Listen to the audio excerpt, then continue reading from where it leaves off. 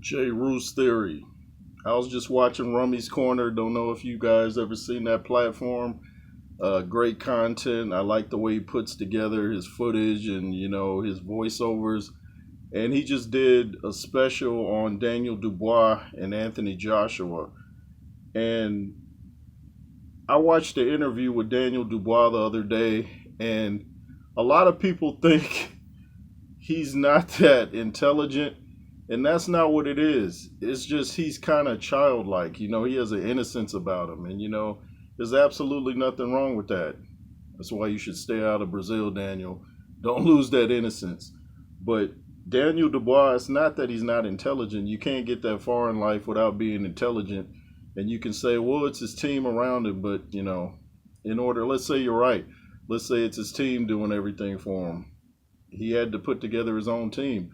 He's in charge, I'm sure, of who works with him and who doesn't. But anyway, Daniel Dubois has an innocence about him. And I saw a platform, I forget what the name of it is, but they were saying that Daniel's childlike ways can either help him or hurt him. He was saying it can help him as far as, he doesn't know enough to be afraid of the moment, or Joshua, because he's childlike. Like, he's not going into it intimidated because he's looking at the whole situation with a childlike mind state. And by saying the innocence, I'm not trying to say anything about his intelligence in a roundabout way, but he's just an innocent guy. And the other comment that the guy was making, he was saying, or the childlike ways of Daniel Dubois can work against him because he can let the moment overwhelm him. Joshua can get into his head. Eddie Hearn can get into his head. And when I was watching the face-off, like I said, AJ said he studied Daniel Dubois for a while. So I think he knows little things to say to make Daniel Dubois feel like his younger brother. Like when he said something like, tell this little boy, when he's talking about he's big on respect. So I just think that Daniel Dubois, it's not that he's not intelligent. Say it again. It's more like he has an innocence about him. I saw an interview where he was even saying, put some respect on my name. And then he said a bad word and he just started laughing, kind of like a child would do, like, ooh, I said a bad word, It's like, are bad words even that rare in today's age? I mean, they kind of lose their sting when you hear them every day. But I think Daniel Dubois he's definitely ready physically. I saw him. He's fit. He's very fit. AJ, you never seen either of these guys out of shape. But I still give the mental edge to Anthony Joshua. And that's not because he's my favorite fighter. I'm saying it because the look in his eye, his demeanor, he's more focused. He's staying out of Brazil, as far as I know. And I just like how he's carrying himself. He's carrying himself like a champ. On Rummy's Corner, he said he was going for AJ, but when he, I guess, looked at the footage and thought about it, he's going for Dubois because he thinks Daniel has had the better resume of lately, fighting Miller and then fighting Hrgovic. But look at AJ. He fought Hellenius. He fought, what's the guy's name? Jermaine Franklin. Fought Otto Wylene and fought Francis Ngannou.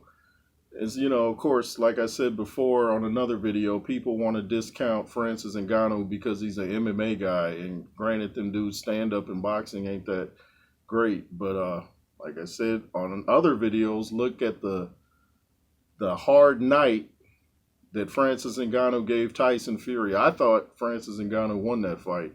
So you can't then say, well, like most people were saying, Francis Ngannou beat Fury, and then when AJ knocks him out in 2 rounds, well, he didn't, he wasn't that good. We can't do that. We can't do that.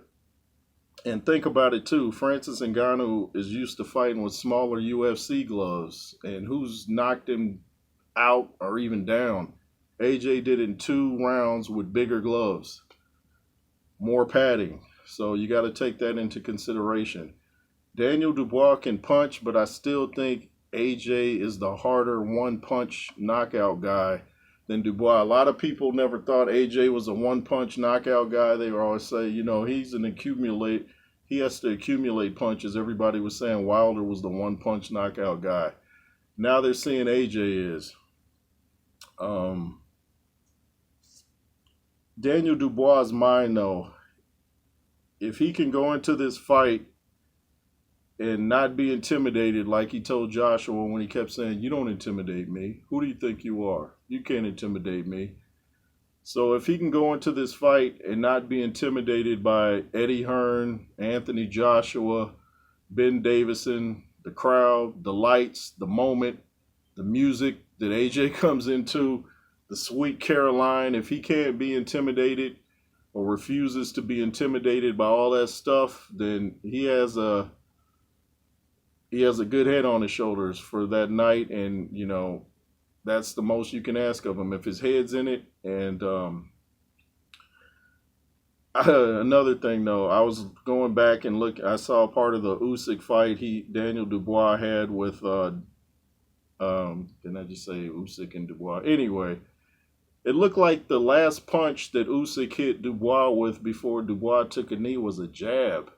And you hate to see a guy stop fighting from a jab. I don't call it really quitting against Joe Joyce because, you know, if you get in your orbital bone broken in 3 or 4 places, then I can't count that as quitting. But, you know, when you take a knee and stop fighting from a jab, I mean, even Coach James was like, come on, man. I think that's why Coach James was let go.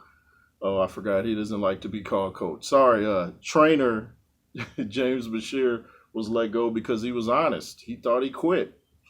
Yeah, I defended Daniel against Joe Joyce, but I couldn't really defend that against Usyk. You know, even though he was kind of fighting the referee, the crowd, ESPN, and all types of things, you can't get frustrated and quit, man. That kind of thing happens. When Lennox Lewis came over here to fight Holyfield, he was fighting the judges, Don King, the crowd, and he got robbed the first fight. Still came back in the rematch and won.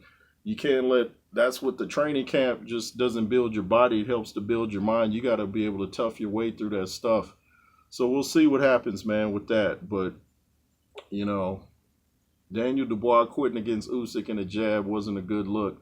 And another thing, I was watching Daniel Dubois with Hrgovic, and shout out to Kurt from Counterpunch Boxing News. He did a video he was live about, is Daniel Dubois a dirty fighter, intentionally or unintentionally? I think it's a bit intentional now that I look at it, because I saw a punch where it was slow motion too. He hit Hrgovic and it looked like he deliberately followed it up with a headbutt.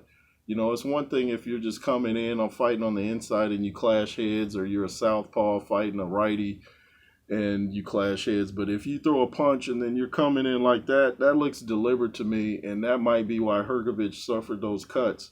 I picked Dubois to win that fight, but not on headbutts. I don't like when fighters feel they have to do something outside of the rules. You know, it's one thing to hold somebody behind the head like this, you know, like Lennox did Michael Grant. I think even Joshua did it before, but, you know, that's not as damaging as a headbutt. It's just kind of holding you in place. It's the fighter's job to kind of get out of the way of that, but it's kind of hard to get out of the way of headbutts. But we'll see what Daniel's mindset is the closer we get to the fight. I think it's about 3 weeks away. Thanks for watching. If you wish to donate to the platform, the Cash App is $JROOS33. Make sure to comment, share, subscribe, leave a thumbs up, and be fearless. Yay.